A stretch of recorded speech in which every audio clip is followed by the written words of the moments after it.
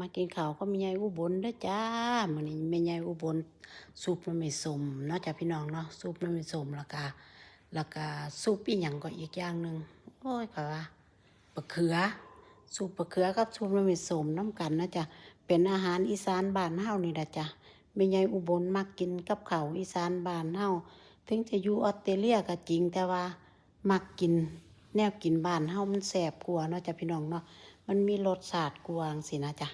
นี่ล่ะกันหนึ่งข้าวเหนียวข้าวกล้ำแล้วกินน้ำแล้วก็พักนั่นก็พักทรงพักใส่แน่พักหลายอย่างเนาะจ้ะพี่น้องเอามากินน้ำกันกินกับซุปหน่อไม้ส้มหน่อไม้ส้มก็เฮ็ดเองจ้ะหน่อไม้ส้มนั่นก็เฮ็ดเองเพราะว่าปลูกหน่อไม้ไว้8 กอแล้วก็พอได้กินอยู่จ้ะพี่น้องพอได้กินอยู่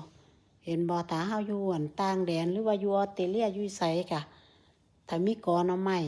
ปลูกกินเองก็ดีไปอย่างจ้ะพี่น้องบ่ต้องได้ไปแล่นหาเพราะว่ามันไปหามันบ่ได้ได้คือเมืองไทยเฮาได้ลงห้วยลงหองบ่มีได้จ้ะพี่น้องไปมันก็เป็นสวนเพิ่นไร่เพิ่นจังซี่นะจ้ะเฮาก็ปลูกไว้บ้านเฮาเบิ่งแต่ละว่าโอ้ยมันกินคำใหญ่ก็กินบ่ได้มันไม่ใหญ่อุบลขอลาก่อนเด้อว่าเว้าก็บ่ได้จ้ะพี่น้องแล้วว่าขอบคุณหลายๆเด้อจ้ะ